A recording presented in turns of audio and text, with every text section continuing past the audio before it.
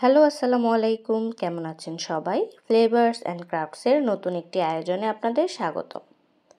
আজকে আমরা শিখব কিভাবে বাচ্চাদের ফতুয়া সেটে ভ্যাট ডাই ব্যবহার করে শিবুরি টাইডাই ডিজাইন করা যায়। ডিজাইন টিউটোরিয়ালটি একদম সহজ ধাপে ধাপে দেখাবো, যেন আপনিও ঘরে বসে করে নিতে পারেন। চলুন দেখে নেই কি কি লাগবে। ফতুয়া সেটের জন্য সাদা কটন কাপড়, সুই সুতা, এটা একটা স্টিচ শিবুরি হবে, ভ্যাট ডাই কালার, পানি, বালতি, চামচ বা স্টিক। এবার চলুন শুরুতে কাপড় বেঁধে নেওয়া যাক। এখানে ছোট বাচ্চার ফতুয়ার জন্য 1 গজ কাপড় রয়েছে। এটাকে আমি শুরুতে 4 ভাঁজ দিয়ে নিচ্ছি। আমি ফতুয়াটার মাঝে ডিজাইন রাখবো আর এখন সেই অনুযায়ী প্যাটার্ন এঁকে নেব। এজন্য আমি কিছু মার্কিং করে নিব। স্কেলের সাহায্যে কিছু দাগ টেনে নিচ্ছি আমি। 4 ভাঁজের কাপড়টার মাঝ থেকে 4 ইঞ্চি একটা পয়েন্ট নিচ্ছি। এরপর সেই পয়েন্ট থেকে 1 ইঞ্চি পরপর আরও কিছু পয়েন্ট নিব প্রয়োজন মতো। এবার মাঝের পয়েন্ট থেকে উপরে 4 ইঞ্চি সেম করে মার্ক করে সেই মার্ক থেকেও 1 ইঞ্চি পরপর আরও কিছু মার্ক করব। আপনি যতগুলো লাইন চান ততগুলো মার্ক নেবেন এখানে, এবং সেম করে নিচেও পয়েন্টগুলো করে নিব। এখন ভিডিওতে আমি যেভাবে দেখাচ্ছি ওই প্রসেসে মার্কিংগুলায় দাগ টেনে ট্রায়াঙ্গেল ক্রিয়েট করে নেব। যতগুলো ত্রিভুজ আপনি চান বা আপনার নেওয়া কাপড়টায় আঁটবে ততগুলো দিতে পারেন। দাগ টানা হলে পরে নিয়ে নিব সুই সুতা। মোটা সাইজের যে কোনো শক্ত সুতা দিয়েই কাজ করে নিতে পারবেন।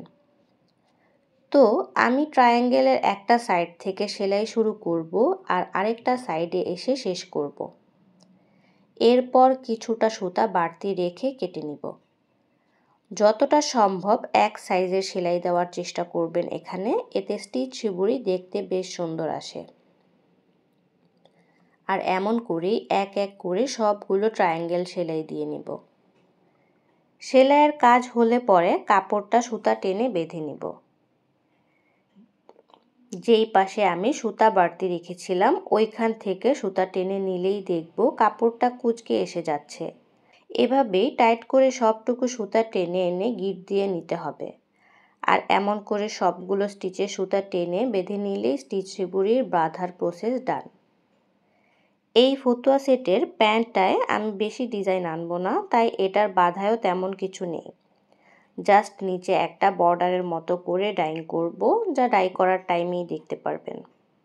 তো এখানে আমি জাস্ট প্যান্টের ফেব্রিকটাকে জিগজ্যাগ ভাঁজ দিয়ে একটা অংশকে প্যানেল রাখার জন্য বেঁধে নিচ্ছি।